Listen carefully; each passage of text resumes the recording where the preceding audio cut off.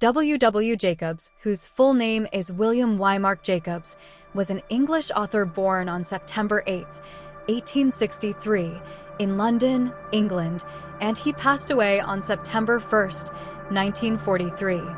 He is best known for his classic short story, The Monkey's Paw, which has become a celebrated example of early 20th century horror fiction. Jacobs was a prolific writer, producing a wide range of works including humorous stories, sea tales, and supernatural thrillers. His writing often featured vivid characters and clever plots, showcasing his talent for engaging storytelling. The Monkey's Paw, first published in 1902, is a chilling exploration of greed, fate, and the unintended consequences of tampering with supernatural forces. It remains a popular example of early 20th century horror fiction. The night was cold and wet, but in the small parlor of the Burnham villa the blinds were drawn and the fire burned brightly around. Father and son were at chess, the former, who possessed ideas about the game involving radical changes, putting his king into such sharp and unnecessary perils that it even provoked comment from the white-haired old lady knitting placidly by the fireplace chair. "Hark at the wind," said Mr. White, who, having seen a fatal mistake after it was too late, was amiably desirous of preventing his son from seeing it. "I'm listening," said the latter, grimly surveying the board as he stretched out his hand. "Check." "I should hardly think that he'd come tonight," said his father, with his hand poised over the board. "Me," replied the son. "That's the worst of living so far out. Of all the beastly, slushy, out-of-the-way places to live in, this is the worst. Pathway's a bog, and the road's a torrent. I don't know what people are thinking about. I suppose because only 2 houses on the road are left, they think it doesn't matter," bawled Mr. White, with sudden and unlooked-for violence. "Never mind, dear. Perhaps you'll win the next one," said his wife soothingly. Mr. White looked up sharply, just in time to intercept a knowing glance between mother and son. The words died away on his lips, and he hid a guilty grin in his thin grey beard.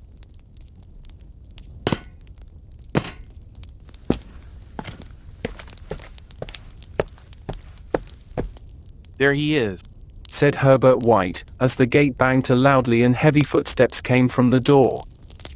The old man rose with hospitable haste, and opening the door, was heard condoling with the new arrival. The new arrival also condoled with himself, so that Mrs. White said, "Tut, tut," and coughed gently as her husband entered the room, followed by a tall burly man, beady of eye and rubicund of visage. "Sergeant Major Morris," he said, introducing himself. The sergeant major shook hands, and taking the proffered seat by the fire, watched contentedly while his host got out whiskey and tumblers and stood a small copper kettle on the fire. At the third glass his eyes got brighter, and he began to talk, the little family circle regarding with eager interest this visitor from distant parts, as he squared his broad shoulders in the chair and spoke of strange scenes and doughty deeds, of wars and plagues and strange peoples. 21 years of it. When he went away, he was a slip of a youth in the warehouse. Now look at it. "He don't look to have taken much harm." I'd like to go to India myself, just to look round a bit. You "Better where you are," said the sergeant major, shaking his head. He put down the empty glass, and sighing softly, shook it again. I should like to see those old temples and fakirs and jugglers. What was that you started telling me the other day about a monkey's paw or something? "Nothing. Leastways, nothing worth hearing." "Monkey's paw." "Well, it's just a bit of what you might call magic, perhaps," said the sergeant major offhandedly. His 3 listeners leaned forward eagerly. The visitor absent-mindedly put his empty glass to his lips and then set it down again. His host filled it full. "It's just an ordinary little paw, dried to a mummy." He took something out of his pocket and proffered it. "Oh my God." Mrs. White drew back with a grimace, but her son, taking it, examined it curiously. And what is there special about it? Inquired Mr. White, as he took it from his son and, having examined it, placed it upon the table. "It had a spell put on it by an old fakir, a very holy man. He wanted to show that fate ruled people's lives, and that those who interfered with it did so to their sorrow. He put a spell on it so that 3 separate men could each have 3 wishes from it. His manner was so impressive that his hearers were conscious that their light laughter jarred somewhat. Well, why don't you have 3, sir? Said Herbert White cleverly. The soldier regarded him in the way that middle age is wont to regard presumptuous youth. He said quietly, and his blotchy face whitened. I have. And did you really have the 3 wishes granted? I did. And has anybody else wished? The first man had his 3 wishes. Yes. I don't know what the first 2 were, but the third was for death. That's how I got the paw. His tones were so grave that a hush fell upon the group. If you've had your 3 wishes, it's no good to you now, then, Morris. What do you keep it for? Said the old man at last. The soldier shook his head and said slowly. Fancy, I suppose. If you could have another 3 wishes, would you have them? I don't know. He took the paw, and dangling it between his front finger and thumb, suddenly threw it upon the fire. White, with a slight cry, stooped down and snatched it off. Better. Let it burn. If you don't want it, Morris, give it to me. I won't. I threw it on the fire. If you keep it, don't blame me for what happens. Pitch it on the fire again, like a sensible man. Mr. White shook his head and examined his new possession closely and inquired. So, how do you do? Hold it up in your right hand and wish aloud. But I warn you of the consequences. Sounds like the Arabian Night. Said Mrs. White, as she rose and began to set the supper.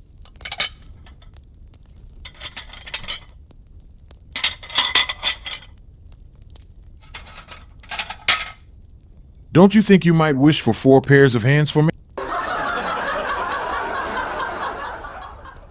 Her husband drew the talisman from his pocket, and then all 3 burst into laughter as the sergeant major, with a look of alarm on his face, caught him by the arm. If you must wish, wish for something sensible.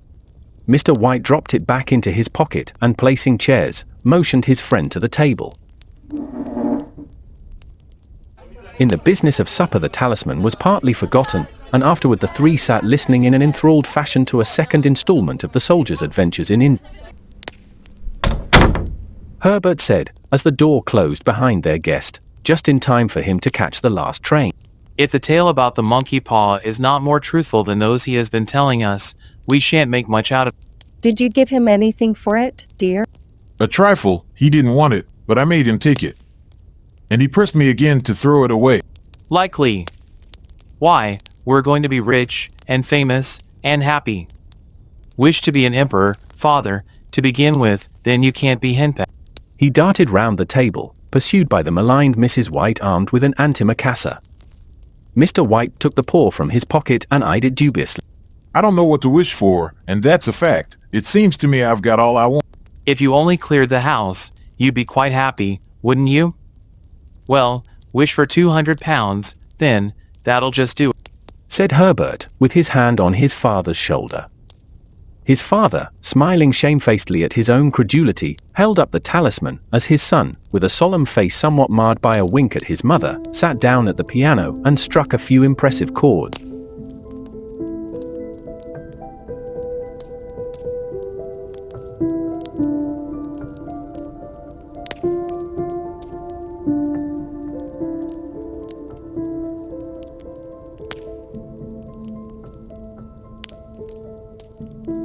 I wish for 200 pounds. A fine crash from the piano greeted the words, interrupted by a shuddering cry from the old man. His wife and son ran toward him. It moved. As I wished, it twisted in my hands like a snake. Mr. White cried, with a glance of disgust at the object as it lay on the floor. Well, I don't see the money, and I bet I never shall. Said his son, as he picked it up and placed it on the table. It must have been your fancy. Never mind, though. There's no harm done, but it gave me a shock all the same. Mr. White shook his head. They sat down by the fire again while the 2 men finished their pipes. Outside, the wind was higher than ever, and the old man started nervously at the sound of a door banging upstairs. A silence unusual and depressing settled upon all 3, which lasted until the old couple rose to retire for the night.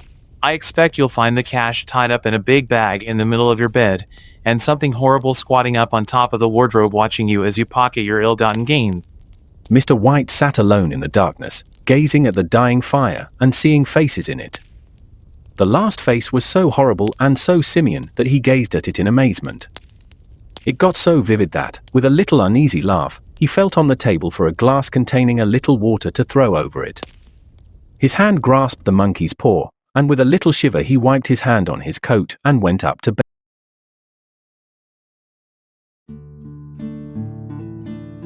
In the brightness of the wintry sun next morning as it streamed over the breakfast table, Herbert laughed at his fears. There was an air of prosaic wholesomeness about the room which it had lacked on the previous night, and the dirty, shriveled little paw was pitched on the sideboard with a carelessness which betokened no great belief in its virtue. I suppose all old soldiers are the same. The idea of our listening to such nonsense. How could wishes be granted in these days? And if they could, how could 200 pounds hurt you, dear? Might drop on his head from the sky. Morris said the things happen so naturally that you might, if you so wished, attribute it to coincidence. Well, don't break into the money before I come back, said Herbert as he rose from the table. I'm afraid it'll turn you into a mean, avaricious man, and we shall have to disown you. His mother laughed, and following him to the door, watched him down the road, and returning to the breakfast table, was very happy at the expense of her husband's credulity. All of which did not prevent her from scurrying to the door at the postman's knock, nor prevent her from referring somewhat shortly to retired sergeant majors of bibulous habits when she found that the post brought a tailor's bill. Herbert will have some more of his funny remarks, I expect, when he comes home. I dare say, said Mr. White, pouring himself out some beer. But for all that, the thing moved in my hand, that I'll swear to. You thought it did. I say it did. There was no thought about it. I had just. What's the matter? His wife made no reply. She was watching the mysterious movements of a man outside, who, peering in an undecided fashion at the house, appeared to be trying to make up his mind to enter. In mental connection with the 200 pounds, she noticed that the stranger was well dressed and wore a silk hat of glossy newness. 3 times he paused at the gate, and then walked on again.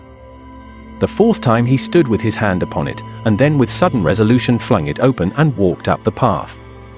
Mrs. White at the same moment placed her hands behind her, and hurriedly unfastening the strings of her apron, put that useful article of apparel beneath the cushion of her chair. She brought the stranger, who seemed ill at ease, into the room. He gazed at her furtively, and listened in a preoccupied fashion as the old lady apologized for the appearance of the room, and her husband's coat, a garment which he usually reserved for the garden. She then waited as patiently as her gender would permit, for him to broach his business, but he was at first strangely silent. I was asked to call, he said at last, and stooped and picked a piece of cotton from his trousers. I come from Ma and Megan's. Is anything the matter? The old lady started. She asked breathlessly, Has anything happened to Herbert? What is it? What is the matter? Her husband interposed. There, mother. Sit down and don't jump to conclusions. You've not brought bad news, I'm sure, sir. I'm sorry. Is he hurt? Badly hurt, but he is not in any pain. Oh, thank God. Thank God for that. She broke off suddenly as the sinister meaning of the assurance dawned upon her, and she saw the awful confirmation of her fears in the other's averted face. She caught her breath, and turning to her slower-witted husband, laid her trembling old hand upon his. There was a long silence. He was caught in the machine. Caught in the machine? He sat staring blankly out at the window, and taking his wife's hand between his own, pressed it as he had been wont to do in their old courting days nearly 40 years before. He was the only one left to us. It is hard. The firm wished me to convey their sincere sympathy with you in your great loss. I beg that you will understand I am only their servant and merely obeying orders. There was no reply. The old woman's face was white, her eyes staring, and her breath inaudible. On the husband's face was a look such as his friend the sergeant might have carried into his first act. I was to say that Ma and Megan's disclaim all responsibility. They admit no liability at all, but in consideration of your son's services they wish to present you with a certain sum as compensation. Mr. White dropped his wife's hand and, rising to his feet, gazed with a look of horror at his visitor. His dry lips shaped the words. How much? 200 pounds.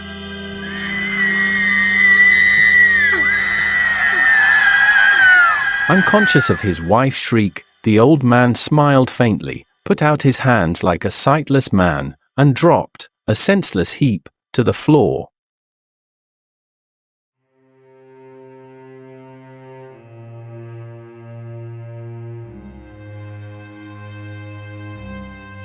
In the huge new cemetery, some 2 miles distant, the old people buried their dead, and came back to a house steeped in shadow and silence.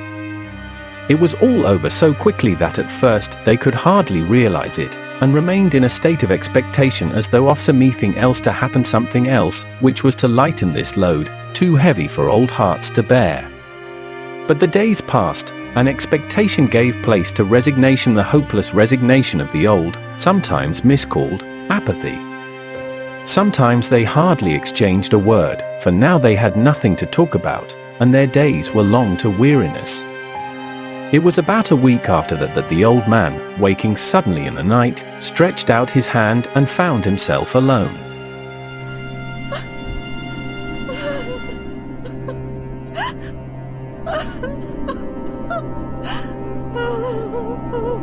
The room was in darkness, and the sound of subdued weeping came from the window. He raised himself in bed and listened. Come back. You will be cold. It is colder for my son. The sound of her sobs died away on his ears. The bed was warm, and his eyes heavy with sleep. He dozed fitfully, and then slept until a sudden wild cry from his wife awoke him with a start. The paw! The monkey's paw! Where is it? What's the matter? She came stumbling across the room toward him. I want it! You've not destroyed it? It's in the parlor, on the bracket. Why? She cried and laughed together, and bending over, kissed his cheek. I only just thought of it. Why didn't I think of it before? Why didn't you think of it? Think of what? The other 2 wishes. We've only had one. Was not that enough? No, we'll have one more. Go down and get it quickly, and wish our boy alive again. The man sat up in bed and flung the bedclothes from his quaking limbs. Good God, you are mad. Get it quickly, and wish, oh, my boy, my boy. Her husband struck a match and lit the candle. Get back to bed. You don't know what you are saying. We had the first wish granted, why not the second? Coincidence? Go and get it and wish. The old man turned and regarded her, and his voice shook. He has been dead 10 days, and besides I would not tell you else, but I could only recognize him by his clothing. If he was too terrible for you to see then, how not? Bring him back. Do you think I fear the child I have nursed? He went down in the darkness, and felt his way to the parlor, and then to the mantelpiece. The talisman was in its place, and a horrible fear that the unspoken wish might bring his mutilated son before him ere he could escape from the room seized upon him, and he caught his breath as he found that he had lost the direction of the door. His brow cold with sweat, he felt his way round the table, and groped along the wall until he found himself in the small passage with the unwholesome thing in his hand.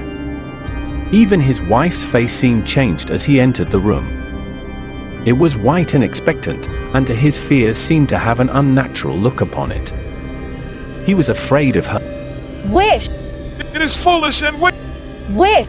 He raised his hand. I wish my son alive again. The talisman fell to the floor, and he regarded it fearfully. Then he sank trembling into a chair as the old woman, with burning eyes, walked to the window and raised the blind.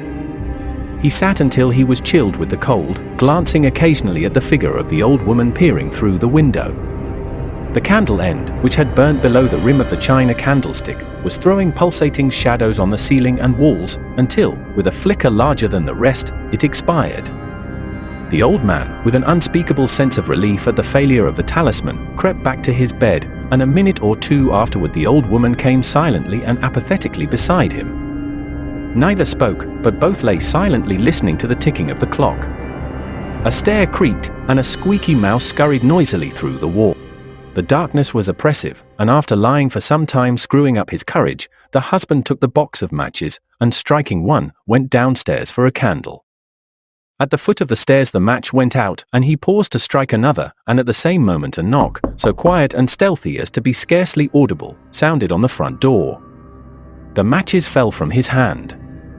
He stood motionless, his breath suspended until the knock was repeated. Then he turned and fled swiftly back to his room, and closed the door behind him. A third knock sounded through the house. What's that? A rat. A rat. It passed me on the stair. His wife sat up in bed listening. A loud knock resounded through the house. It's Herbert. It is Herbert. She ran to the door, but her husband was before her, and catching her by the arm, held her tight. What are you going to do? It's my boy. It's Herbert. I forgot it was 2 miles away. What are you holding me for? Let go. I must open the door. For God's sake, don't let it in! You're afraid of your own son. Let me go. I'm coming, Herbert, I'm coming. There was another knock, and another. The old woman with a sudden wrench broke free and ran from the room. Her husband followed to the landing, and called after her appealingly as she hurried downstairs. He heard the chain rattle back and the bottom bolt drawn slowly and stiffly from the socket. Then the old woman's voice, strained and panting. The bolt, come down. I can't reach it. But her husband was on his hands and knees groping wildly on the floor in search of the paw. If he could only find it before the thing outside got in. A perfect fusillade of knocks reverberated through the house, and he heard the scraping of a chair as his wife put it down in the passage against the door. He heard the creaking of the bolt as it came slowly back, and at the same moment he found the monkey's paw, and frantically breathed his third and last wish. I wish to make everything the way it was. The knocking ceased suddenly, although the echoes of it were still in the house. He heard the chair drawn back and the door opened.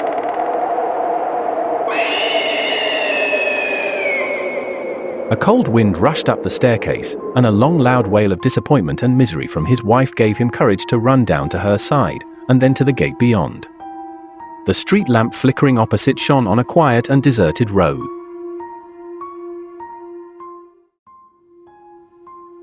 Thank you for listening to the entire story. Hope you liked it. Don't forget to like the video and subscribe to my channel, Sound Suspense, for more thrilling audio content.